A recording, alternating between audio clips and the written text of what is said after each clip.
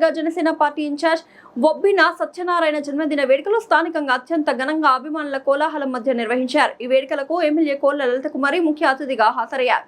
వేడుకల్లో భాగంగా ఒబ్బిన సత్యనారాయణతో కలిసి ఆమె కేక్ కట్ చేయించి ఆయనకు పుష్పగుచ్చం అందించి హృదయపూర్వక జన్మదిన శుభాకాంక్షలు తెలియజేశారు. ఈ సందర్భంగా ఎమ్మెల్యే కోళ్ల లలితకుమారి మాట్లాడుతూ ప్రజాసేవలో ఒబ్బిన సత్యనారాయణ చూపిస్తున్న నిబద్ధత, కార్యకర్తలకు నిరంతరం అందుబాటులో ఉండే తత్వం అభినందనీయమని కొనియాడారు. కూటమి ప్రభుత్వంలో తెలుగుదేశం, జనసేన, బీజేపీ నాయకులు, కార్యకర్తలు సోదర భావంతో ముందుకు సాగుతూ నియోజకవర్గ సమగ్ర అభివృద్ధికి కృషి చేస్తున్నారని తెలిపారు.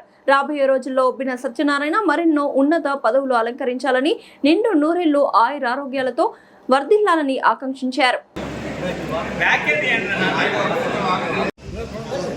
ఇంకా అందరూ వచ్చిందో కొంతమంది అలాగే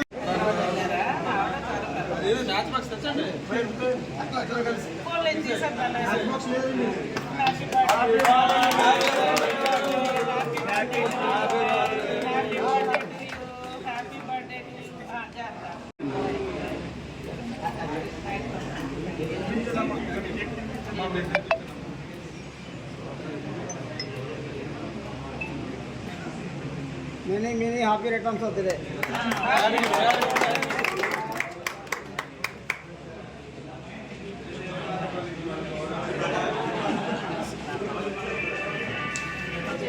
మన నాయకుల నాయకత్వంలో చంద్రబాబు గారు, పవన్ కళ్యాణ్ గారు ఆలోచనలకు అనుగుణంగా మనం అందరం కలిసికట్టుగా నడిచి ఇక్కడ విజయబంధంలో 5 మండలాలు జెండాలను ఎగరవేయాలని, మనకు వచ్చే రిజర్వేషన్లకు అనుగుణంగా అందరికీ ప్రాధాన్యత, గౌరవాన్ని కల్పించుకుంటూ కూటమి అభ్యర్థుల ఎంపికలో అందరం కలిసిమెలిసి చేసుకొని ముందుకెళ్దాం.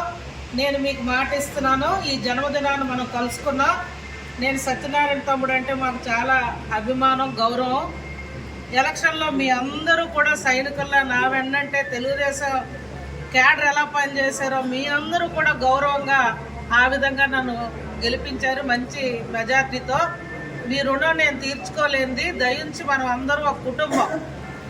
పవన్ కళ్యాణ్ గారి మాటే మనకి ఎప్పుడు చెవుల్లో మారుమోగాలి. 29కు కూడా మళ్ళా కూటమే మనం అందరం ఉండాలి.